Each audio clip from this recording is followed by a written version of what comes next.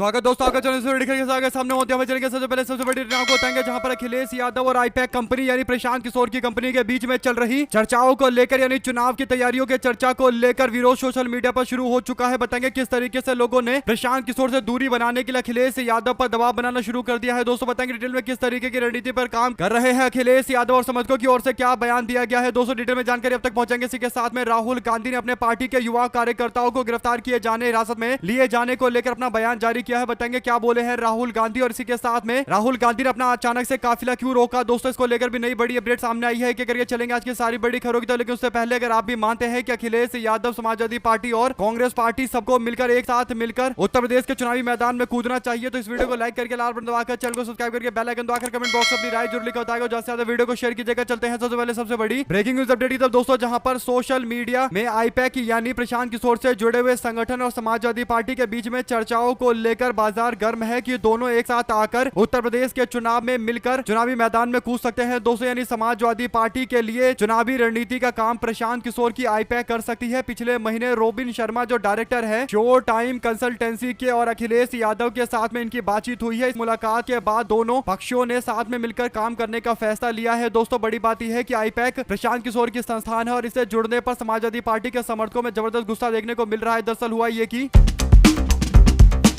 Samajwadi party के समर्थकों और इंडिया गठबंधन के समर्थकों की ओर से अखिलेश यादव से रिक्वेस्ट की जा रही है, उनसे मांग की जा रही है कि कृपा करके प्रशांत किशोर के साथ हाथ मत मिलाइए। राजापाल नाम के एक व्यक्ति कहते हैं कि प्रशांत किशोर के साथ करार करके अखिलेश यादव ने बहुत बड़ी राजनीतिक भूल की है। पीके पांडे दगा हुआ कारतूस है। जिस प्रकार संघ से जुड़े हुए अंबेडकर वादियों ने बीएसपी का नुकसान पहुंचाया और बीएसपी को गर्त में डाल दिया, वैसे ही अखिलेश यादव की पार्टी के साथ भी प्रशांत किशोर करेंगे, तो प्रशांत किशोर से दूर रहना चाहिए अखिलेश यादव को। इसी के साथ में मोहम्मद सैफी नाम के व्यक्ति की ओर से भी कहा गया कि 2025 के बिहार विधानसभा में प्रशांत किशोर की आईपैक खुद अपने लिए क्यों रणनीति नहीं बना पाई। प्रशांत किशोर की जनसुराज पार्टी को बहुत सारी सीटों पर नोटा से कम वोट मिला, इसीलिए अखिलेश यादव जी को इसे दूरी बनानी चाहिए। गौरव पाल भी इसी बात को कहते हुए कहते हैं कि अखिलेश यादव ममता बनर्जी और एमके स्टालिन से मुलाकात करने के बाद ये फैसला ले रहे हैं, उनको इस फैसले पर एक बार फिर से विचार करना चाहिए। इसके बाद कई और लोगों ने कई इंटरेस्टिंग बातें कही है। दोस्तों लोगों ने कहा कि अखिलेश यादव ने 2024 का चुनाव अपने दम पर लड़ा था, अकेले दम पर लड़ा था और समीकरण के माध्यम से उन्होंने बीजेपी को शिकस्त दी थी। अगर भाजपा को लोकसभा में हराया जा सकता है तो फिर राज्यसभा में हराना कोई बहुत बड़ी चुनौती नहीं है। हम सबको मिलकर साथ में काम करना चाहिए। और योगी आदित्यनाथ सरकार के 10 साल पूरे होने पर एंटी इनकम्बेंसी यानी सत्ता विरोधी लहर तो वैसे भी ज्यादा होगी, तो प्रशांत किशोर की कोई जरूरत नहीं है, आईपैक संस्थान की कोई जरूरत नहीं है। इसके बाद दोस्तों कमलेश कुमार पाल की ओर से भी इसी तरीके का बयान दिए जाते हुए कहा जाता है कि बिना किसी सलाहकार के जब पार्टी अच्छा कर रही है तो ऐसे में प्रशांत किशोर के साथ करार करने की क्या जरूरत है, करके अखिलेश यादव ने क्या बड़ी गलती की है। उन्होंने कहा है कि अखिलेश यादव को इस तरीके से प्रशांत किशोर के साथ में कोई समझौता नहीं करना चाहिए, कोई भी करार नहीं करना चाहिए। ये व्यक्ति बीजेपी के अलावा किसी का भी भला नहीं कर सकता। वैसे भी अब इस आदमी की विश्वसनीयता पूरी तरीके से खत्म हो गई है। दोस्तों यानी समाजवादी पार्टी के समर्थक भी चाहते हैं कि अखिलेश यादव पुराना 2024 वाला समीकरण इस्तेमाल करे और उसी के इर्द गिर्द चुनाव लड़े, तो पार्टी को फिर से सफलता मिलेगी। इंडिया गठबंधन को एकजुट रखे, बस यही फॉर्मूला है। ऐसे में अगर आप भी मानते हैं कि बात एकदम सही है तो अपनी राय जरूर लिखता है। दोस्तों ज्यादा से ज्यादा वीडियो को शेयर कीजिएगा। चलते हैं एक और अपडेट जिसमें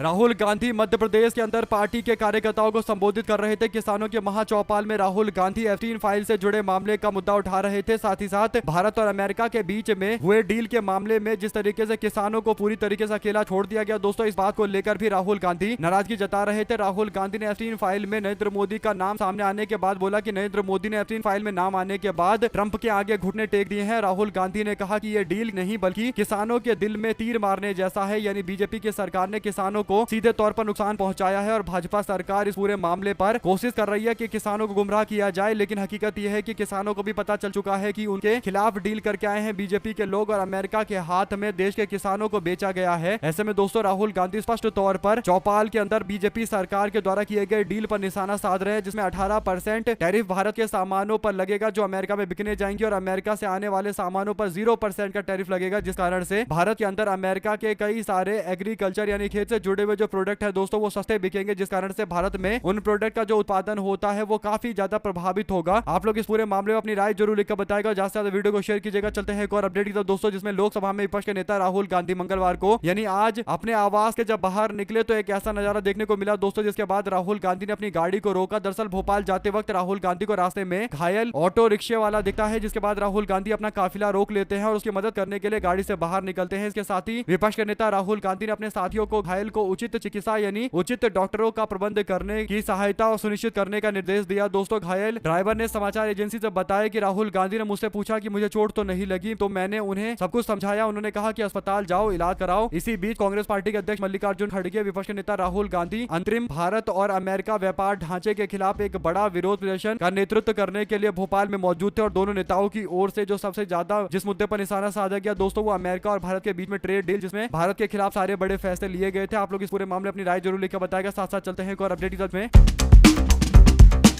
दिल्ली पुलिस ने एक ऐसा एफआईआर दर्ज किया है दोस्तों, जिसे लेकर सवाल ये उठता है कि क्या दिल्ली पुलिस बीजेपी के इशारे पर काम करते हुए साम दाम दंड भेद जो मन कर रहा है वो इस्तेमाल करके विपक्ष को प्रताड़ित करने की कोशिश कर रहे हैं। दोस्तों प्रधानमंत्री नरेंद्र मोदी को लेकर नारे लगाए गए थे, पीएम इज कॉम्प्रोमाइज्ड। क्या पीएम इज कॉम्प्रोमाइज्ड यानी प्रधानमंत्री अमेरिका से मिला हुआ है, ये बोलना क्या ये एंटी नेशनल बयान है, यानी क्या देश विरोधी बयान है? क्या नरेंद्र मोदी देश हो चुके हैं? दोस्तों जो ग्राउंड ऑफ अरेस्ट लिखा हुआ है यानी कांग्रेस पार्टी युवा मोर्चा के अध्यक्ष उदय भानु चिप, जिनको अरेस्ट किया गया दोस्तों, और अरेस्ट करने के बाद जो ग्राउंड ऑफ अरेस्ट बताया गया है यानी गिरफ्तारी का कारण बताया गया है, उसमें लिखा गया है कि मेन कंस्पिरेटर यानी जो मुख्य साजिश करता थे वो थे और मास्टरमाइंड थे अनलॉफुल असेंबली जो हुई 20 तारीख को भारत मंडपम में, उसके पीछे इनका दिमाग था। यानी कांग्रेस पार्टी के युवा मोर्चा के अध्यक्ष उदय भानु चिप के ऊपर आरोप लगाए जा रहे हैं कि वो मास्टरमाइंड थे दोस्तों। यानी मास्टरमाइंड शब्द का इस्तेमाल ऐसे किया जा रहा है जैसे बहुत बड़ा बवाल मचा दिया गया हो, कोई बहुत बड़ी आतंकवादी घटना को अंजाम दे दिया गया हो, शांतिपूर्ण तरीके से प्रदर्शन करने को इस तरीके से बीजेपी के लोग दिखाने की कोशिश कर रहे हैं जैसे एक बहुत बड़ा आतंकवादी घटना हो गया हो, इस टाइप से दोस्तों। और कहीं ना कहीं एंटी नेशनल स्लोगन रेस किया गया था, ये भी दावा किया गया है। सोचिए एफआईआर के अंदर जो ग्राउंड ऑफ अरेस्ट है उसके अंदर, और इससे पता चलता है कि कहीं ना कहीं कुछ भी करके जैसे तैसे कोशिश किया जा रहा है कि गिरफ्तार किया जाए कांग्रेस पार्टी के लोगों को। और ऐसे में दोस्तों एंटी नेशनल स्लोगन कौन सा है? क्या नरेंद्र मोदी को कॉम्प्रोमाइज्ड बोलना एंटी नेशनल हो गया है? क्या देश विरोधी हो चुका है? यानी सोचिए बीजेपी के पास 240 सीटें हैं संसद के अंदर, तब इस तरीके का एकदम तांडव चल रहा है दोस्तों। जो मन कर रहा है वो कर रहे हैं और आरोप लगा रहे हैं कि दंगे भड़का सकते थे और आरोप लगा रहे हैं कि एंटी नेशनल यानी राष्ट्र विरोधी बयान चल रहे थे। हालांकि दोस्तों राष्ट्र विरोधी कौन सा स्लोगन लगा दिया गया इसका कोई जिक्र नहीं है, यानी हवा में तीरें चल रही हैं। और इसमें कांग्रेस पार्टी युवा मोर्चा के कई लोगों को अरेस्ट किया गया है। अगर आप भी मानते हैं कि जिस तरीके की कार्रवाई दिल्ली पुलिस वाले कर रहे हैं ये साफ तौर पर दिल्ली पुलिस की प्रतिष्ठा भी इससे सवालों के घेरे में आती है कि वो जो एक ऐसा मामला जिसमें कुछ दिनों के लिए जेल में रखकर लोगों को छोड़ा जा सकता है और फ्रीडम ऑफ स्पीच के अंतर्गत पूरा मामला आता है, जबकि तो सबसे मेन बिंदु है दोस्तों वो ये है कि कहीं कोई हिंसा नहीं भड़काई गई। कांग्रेस पार्टी के युवा कार्यकर्ता गए, उन्होंने सट लहराया और वहां जाकर किसी पर हमला नहीं किया, ना ही कोई तोड़फोड़ की जिसको एंटी नेशनल मान लिया जाए। यानी जब वायलेंस ही नहीं था तो एंटी नेशनल किस बात का है? और ऐसा लग रहा है दोस्तों कि राहुल गांधी और कांग्रेस पार्टी ने जिस तरीके से बीजेपी को एक्सपोज किया है ये किसी नेता का पर्सनल मामला बन चुका है और वो नेता पूरे तंत्र पर दबाव बना रहा है कि कार्रवाई करो और इनको जैसे तैसे जेल में डालो। ऐसे में आप लोगों की जो भी राय है लिखकर जरूर बताइएगा, क्योंकि मामला कोर्ट में पहुंचेगा तो कांग्रेस पार्टी के बड़े वकील जब यहाँ पहुंचेंगे तो फिर ये केस ज्यादा देर टिकेगा नहीं जेल में, क्योंकि हवा में तीर चलाना ज्यादा देर चलता नहीं है। आप लोग इस पूरे मामले पर जो भी राय देना चाहते हैं लिखकर जरूर बताएगा दोस्तों। चलते हैं एक और अपडेट की तरफ, जिसमें